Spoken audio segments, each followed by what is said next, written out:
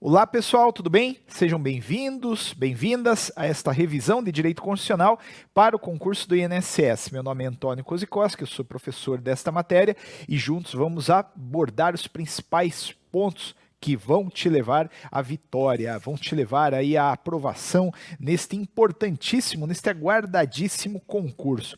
A parte de Direito Constitucional foi trabalhada por mim e pela professora Márcia. Ela pegou os temas mais administrativos que estavam inseridos no conteúdo programático de direito constitucional. Eu fiquei com o direito constitucional naquela parte estritamente constitucional, direitos e deveres individuais e coletivos, direitos sociais, nacionalidade e direitos políticos. Tá? Vamos fazer uma reflexão sobre os pontos importantes deste conjunto de temas. Vejam só. A gente falou muito, né, sobre direitos fundamentais. Eu expliquei que direitos fundamentais eles são um gênero do qual decorrem várias espécies. A primeira espécie era a dos direitos e deveres individuais e coletivos. Direitos e deveres individuais e coletivos, que estavam, vocês lembram, ali no artigo 5º da Constituição, não é verdade? Naquele artigo 5º, nós tínhamos 5 grandes direitos. Nós tínhamos a vida, nós tínhamos a igualdade, liberdade, segurança e propriedade. Todos esses direitos foram analisados em, às vezes, mais de uma aula, que abordou os incisos propriamente ditos do artigo 5º. Vou lembrar alguns desses incisos com vocês, tá legal? Primeiramente, já vamos destacar aquele que tem maior probabilidade de cair, não vou fazer uma análise na ordem, tá? Que é o 5º, inciso 79, a questão de proteção de dados. Isso aqui a gente viu em sala de aula, é uma novidade no texto constitucional. O texto constitucional hoje protege os dados, inclusive nos meios digitais. Importante você fazer essa ressalva. Então, todos os seus dados estão protegidos, isso é um direito fundamental. Há uma novidade aqui, né? A gente não sabe ainda muito bem como a banca vai cobrar, imagino que ela cobre que a proteção de dados não está prevista no texto constitucional como um direito fundamental, ou então o direito fundamental à proteção de dados não acolhe os dados que estão inseridos nas mídias e redes digitais. A gente trabalhou bastante esse dispositivo, vai por mim, ele é forte, ele é tendência, sem dúvida alguma, ele é tendência, tá legal? Além disso, a gente conversou sobre o direito à vida, que é o 5º caput. Olha, isso aqui é muito simples, mas porque já caiu em 2 ocasiões em concurso de INSS, eu tenho que mencionar. A vida é um direito e dever individual e coletivo, que se insere dentro do contexto de direito fundamental, e a vida implica numa dupla forma de encará-la, né? A gente viu que o direito à vida envolve o direito de sobreviver e o direito de viver com dignidade. Então, são 2 reflexos que decorrem desse direito à vida, tá bom? Cuidado, hein? Caiu 2 vezes, cair de novo pode pedir música lá no Fantástico. Eu gostaria também de destacar o artigo 5º, inciso 4, que trata da manifestação de pensamento. Na verdade, a gente já pode trabalhar aqui a manifestação de pensamento juntamente com a expressão. É verdade que essa expressão decorre do 5º, inciso 10 do texto constitucional, aliás, 5º, inciso 9, mas juntos formam aí um conjunto que te permite fazer o quê? Se expor. Então você pode seguramente se expor, falar o que você pensa nas redes sociais, você pode fazer aí um livro, pode ter uma obra, você pode se expressar, uma canção, um filme, o que você quiser. Então tudo isso aqui junto acaba instrumentalizando esse direito que você tem de se expor, né? De dizer para o mundo o que você pensa. Acerca da manifestação de pensamento, a gente conversou sobre a proibição de anonimato. Lembre disso, você pode, sem dúvida alguma, se manifestar, inclusive nas redes sociais, mas não pode fazer isso de maneira anônima. Você tem que se expor, você não poderia se valer de um perfil falso. E por que que você tem que se expor? Por que que é vedado o anonimato? Porque o inciso de baixo, o artigo 5º, inciso 5, garante, você lembra, o direito de resposta, não é verdade? Como é que você vai responder uma pessoa que você desconhece? Esse direito de resposta, inclusive, você vai lembrar também da fórmula, ele deve ser proporcional ao agravo, e ele não exclui o direito que o ofendido tem de buscar uma ação de indenização por danos morais ou materiais. Então, tudo isso aqui te protege, tudo isso aqui te dá liberdade para você realmente se expor. Agora, vejam só, né? Até vou pegar aqui a Constituição, aqui neste conjuntinho, artigo 5º e inciso 9 e 10, a gente tem também uma reflexão a fazer acerca da intimidade. Porque se o inciso 9, de um lado, fala em liberdade de expressão, o inciso 10 menciona a intimidade. E aí, gente, a gente vai ter que tirar um negócio disso aqui. É verdade que todo mundo tem um direito de intimidade, é verdade que todo mundo tem um direito à vida privada.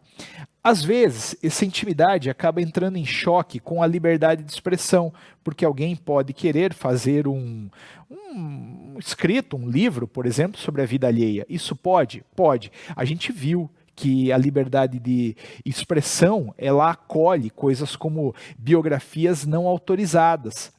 Mas aí não tem que proteger a intimidade? Nesse caso, o Supremo Tribunal Federal já entendeu que se trata de pessoa pública, ela pode sim ser biografada, ainda que não autorize. Mas para mim, gente, o que pode realmente nessa prova aparecer nesse contexto aqui é a questão do direito ao esquecimento. A gente falou sobre isso, hein? Isso aqui é muito importante na pauta do direito constitucional hoje em dia. Não há direito ao esquecimento no Brasil. O Supremo Tribunal Federal não reconhece a existência deste direito ao esquecimento. O Supremo Tribunal Federal disse que as pessoas têm sim o direito de expor uma determinada notícia, um determinado fato do passado, não poderia a intimidade servir como um obstáculo para isso. Todo mundo lembra certamente do que eu estou falando, e essa lembrança é positiva, né? Isso é uma revisão, não é para necessariamente trazermos coisas novas, é para a gente apontar aquilo que a gente tem uma intuição, né? E olhando inclusive para a banca, para o histórico, algo que pode cair, tá?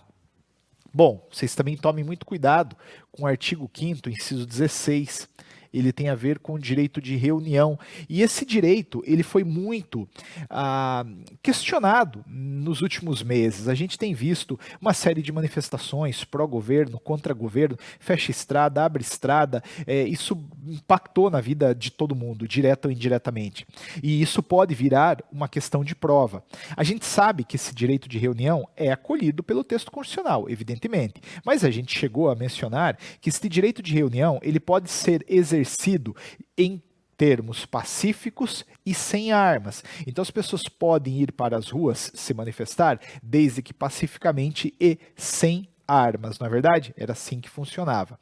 Além disso, você vai lembrar que esse direito de reunião independe de autorização, não precisa pedir para fazer. No entanto, é necessário avisar o poder público que você vai fazer. Mas dá na mesma. Não, não dá. Uma coisa é, oi, posso fazer? Outra coisa é, eu vou fazer. Entende? São coisas diferentes. Não é preciso pedir autorização, mas tem que avisar que vai fazer, e não pode este direito de reunião frustrar outra reunião anteriormente convocada para o mesmo lugar. Quer dizer, se manifestantes pró-aborto indicam que vão se manifestar num determinado lugar, num determinado dia, não pode, neste mesmo dia e horário, manifestantes com uma posição contrária querer também se manifestar, porque isso vai frustrar aquela primeira reunião anteriormente convocada. Eu expliquei uma coisa para você, isso aqui também parece-me a tendência. Caso o direito de reunião venha a ser violado, o remédio constitucional cabível é o mandado de segurança. Antônio, não é habeas corpus? Porque é o habeas corpus que protege o direito de locomoção. Então, uma coisa é o direito de locomoção. Outra coisa é o direito de reunião. Realmente, se lá na marcha prenderem alguém, lá na reunião prenderem alguém com ilegalidade, abuso de poder, aí para liberar este alguém caberá um habeas corpus. No entanto, o direito de reunião em si, ele é protegido por mandado de segurança. Se negarem o direito de pessoas irem para as ruas se manifestar, o remédio constitucional cabível é o mandado de segurança. Mas lembre-se, né, essa reunião ela pode ser exercida desde que as pessoas estejam pacificamente reunidas e sem armas. Então aqui a gente tem alguns direitos importantíssimos desse início, né, do texto constitucional. Também, gente, vale bastante a pena aqui lembrar do artigo 5º, inciso 6 e 7. Esses dois direitos aqui, esses dois dispositivos, eles mencionam a proteção de crença e culto. Então, claro que qualquer um pode expressar a fé que mais lhe convém, você pode ser da religião A, B, você tem o direito de ir para a igreja, o culto deve ser realizado sem interferência do Estado, concorda? Só que a gente chegou a falar isso também em aula. Na época da pandemia, vieram restrições ao exercício do direito de culto. E muita gente, com razão, inclusive, acabou questionando. Falou, não pode, o culto é garantido pelo texto constitucional de forma expressa, não pode o poder público limitar. Apesar desta forma de enxergar as coisas, o Supremo Tribunal Federal entendeu que, durante a pandemia, as restrições à liberdade de culto eram sim legítimas, elas poderiam ter sido feitas, tá bom? Você lembra, né? Lembra que fechou igreja, fechou culto, isso pode aparecer lá na hora da prova, então fica, mais uma vez, ligado com isso. São alguns direitos que me preocupam aqui no começo do texto constitucional. E, aliás, até para falar de começo do texto constitucional, sobremodo, porque isso já foi cobrado em prova, o artigo 5º, inciso 1º, que trata da igualdade. Olha, é verdade que todos são iguais perante a lei, sem distinção de qualquer natureza. É verdade que homens e mulheres são iguais em direitos e obrigações nos termos da Constituição, mas também é verdade que, apesar desta regra de igualdade, pode o poder público criar situações de distinção entre as pessoas, desde que com o propósito de igualizar. Veja, temos pessoas em situações de desigualdade. Eu não posso, obviamente, adotar alguma política que aumente ainda mais a distância. Isso é inconstitucional. Contudo, eu posso adotar alguma política pública que vise colocar essas pessoas que estão numa situação de prejuízo no mesmo patamar das outras pessoas. O melhor exemplo aqui, você já sabe do que eu vou falar, é o exemplo de cotas. Cotas raciais, cotas econômicas, cotas para pessoas com deficiência. Essas pessoas foram, por circunstâncias fáticas, desigualadas, entende? A vida criou alguns obstáculos e agora cabe ao poder público fazer o quê? Superá-los, né? Cabe ao poder público reconstruir essa diferença, né? Tem que equalizar todo mundo. A prova já perguntou, né? Não é possível, sob hipótese alguma, criar uma diferença entre as pessoas. Claro que é. Se essa diferença for positiva, se ela for criada com o propósito de colocar pessoas em patamar de igualdade, aí, óbvio que elas podem ser feitas, tá legal? Mas vamos caminhar um pouquinho aqui, e eu digo o seguinte, para qualquer banca, né, muito importa a parte inicial do artigo 5º e a parte final. Óbvio que ao longo das nossas aulas a gente estudou aquele miolo, a gente falou sobre a parte penal, falamos sobre mandados de criminalização, lembra? Eu falei para vocês naqueles crimes, racismo, tortura, tráfico, ações armadas de grupos civis ou militares contra a ordem constitucional e Estado democrático. Você lembra de tudo isso? Eu falei que todos esses crimes eram inafiançáveis. Racismo, contudo, eu falei que além de inafiançável, era imprescritível e sujeito à pena de reclusão. A tortura era inafiançável e insuscetível de graça ou anistia. Eu expliquei tudo isso para vocês, mas a gente vai pular isso na revisão de véspera e ir aqui mais para o final para lembrar dos remédios constitucionais. Você não pode esquecer, tá? Existe inicialmente um habeas corpus que, como todo mundo sabe, protege a liberdade de locomoção, o direito de ir e vir. Existe um habeas data que protege o direito de informação. Pô, foi até uma aula bastante densa lá, aquela aula que eu dei de habeas data. Note, o habeas data permite qualquer pessoa ter acesso à informação. Se a informação está inserida num banco de dados de entidade governamental ou de caráter público, cabe um habeas data. O sujeito pode ir atrás dessa informação. Mas aí eu falei para vocês que o sujeito pode ir atrás para buscar informações suas, né? Lembra que o habeas data era uma ação personalíssima? E eu disse para vocês também que esse direito de informação, e isso a Banca Sebrasp já cobrou várias vezes, ele pode ser exercitado numa dupla perspectiva. Na verdade, até tríplice, mas vamos ficar com duas. Você pode conhecer e você pode retificar a informação. Dê um destaque para o retificar a informação. Retificar. Além do conhecer, você pode mudar a informação, tá bom? Desde que ela esteja, claro, inserida em banco de dados de entidade governamental ou de caráter público. Temos o mandado de segurança, que protege um direito líquido certo.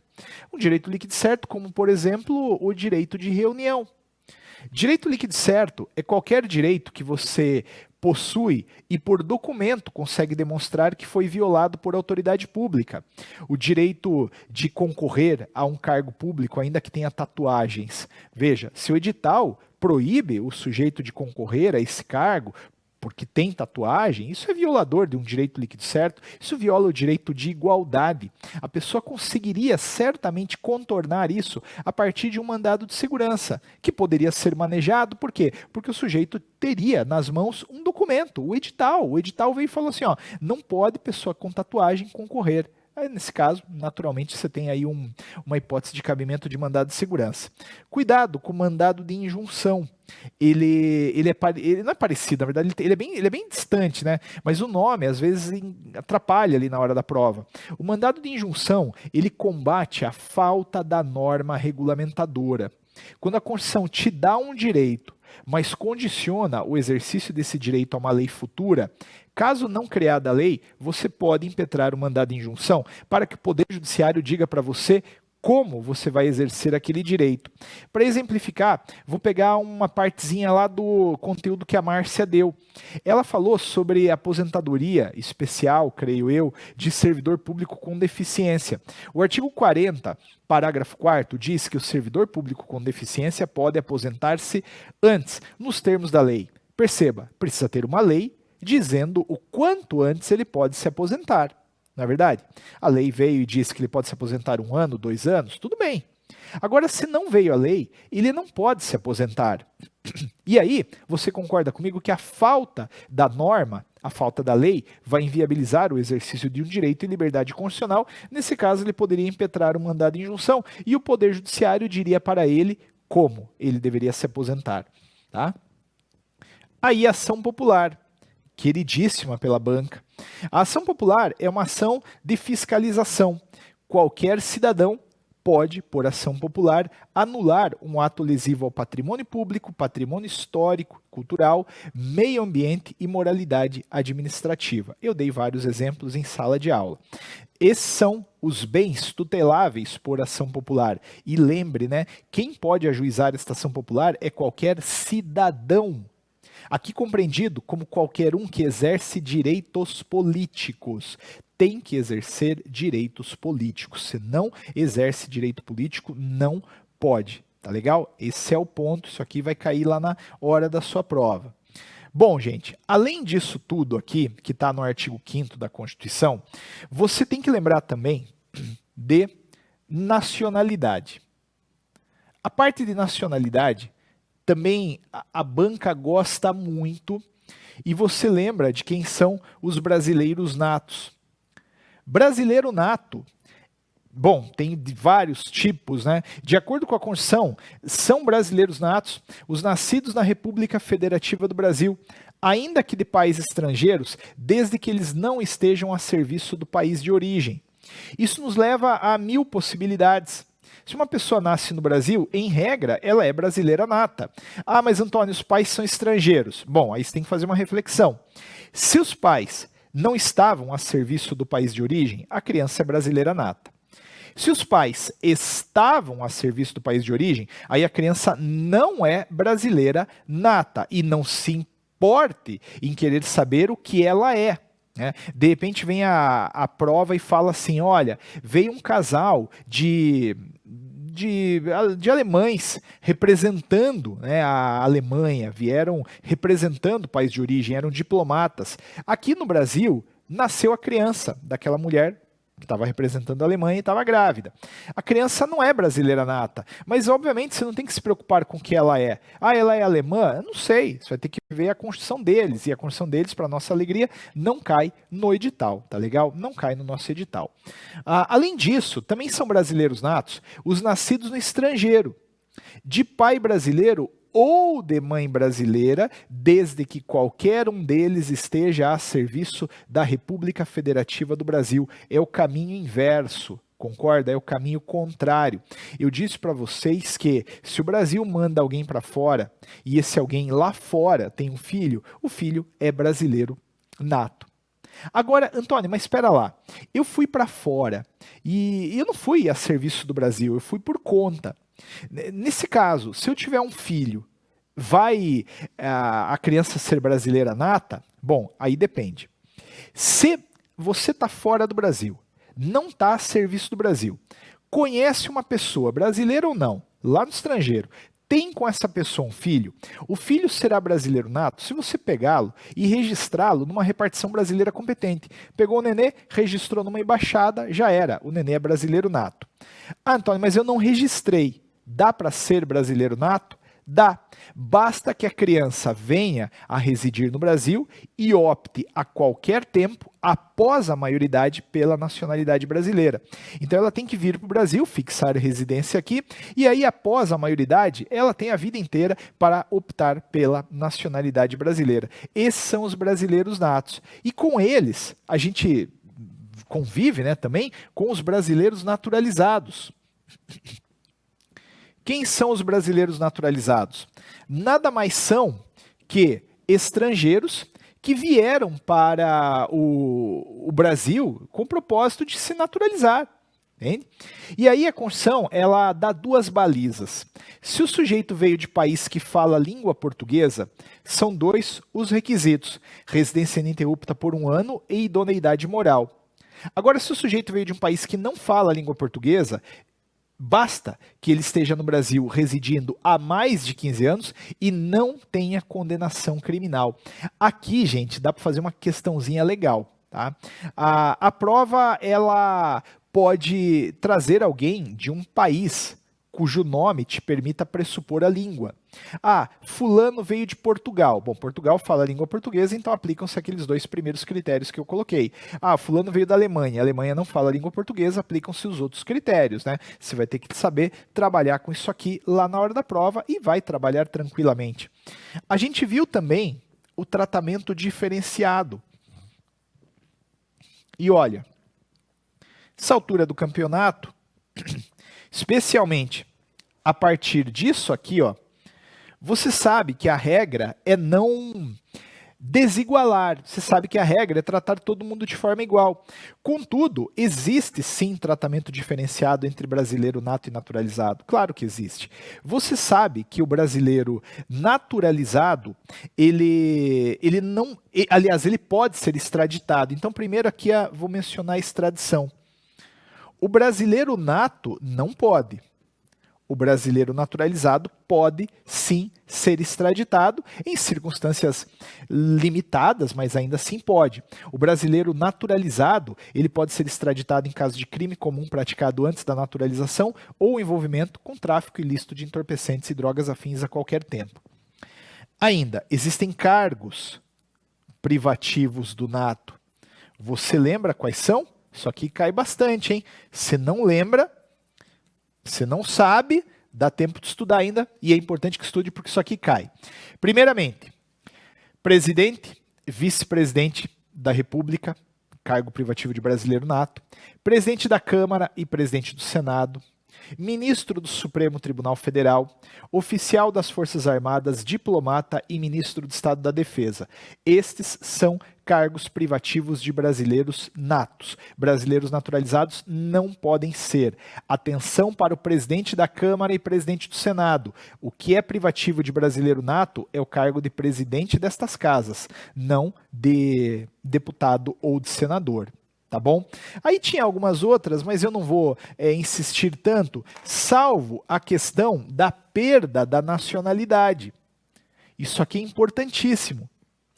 Primeiramente, O brasileiro naturalizado que praticar uma atividade nociva ao interesse nacional, ele pode perder a nacionalidade brasileira se um juiz assim declarar. Nesta hipótese de atividade nociva ao interesse brasileiro, só o brasileiro naturalizado pode perder a nacionalidade. O nato não pode. Não tem como. Tá? O nato não perde. Vai por mim. O nato pode jogar uma bomba nuclear no Brasil que ele não perde. Além disso, há uma outra hipótese de perda de nacionalidade que é agora que atinge agora o brasileiro nato. A gente falou sobre isso na aula. Quando o brasileiro nato adquire outra nacionalidade de forma voluntária, ele perde a nacionalidade no Brasil. Quando o brasileiro nato opta por outra nacionalidade, ele perde a nacionalidade no Brasil. Quando o brasileiro nato, de outra forma, adquire uma outra nacionalidade de maneira involuntária, ele não pediu, mas ganhou, aí ele não perde, tá? Vai por mim, isso aqui é determinante, gente, muito importante para a prova, tem que tomar um pouco de cuidado com essa hipótese de perda de nacionalidade. E aí, por fim, a gente vai falar sobre eu coloquei aqui só para numerar um pouquinho as coisas, né, os grandes temas desta revisão, a parte de direitos e deveres individuais e coletivos, a parte de nacionalidade, a parte de, agora, direitos sociais. Eu quero só falar um pouquinho disso aqui antes. Direitos sociais. Primeiro, o direito social é aquele direito que depende de uma prestação estatal positiva, o Estado tem que fazer alguma coisa, concorda? Há vários direitos sociais, mas um deles muito nos interessa, que é a Previdência. A Previdência é um direito social, ao lado da alimentação, da saúde, do lazer, da moradia, da proteção à infância, à maternidade, educação e por aí vai. Tá legal? Agora, aqui também tem um ponto importante que pode cair na prova, que é a questão do Auxílio Brasil.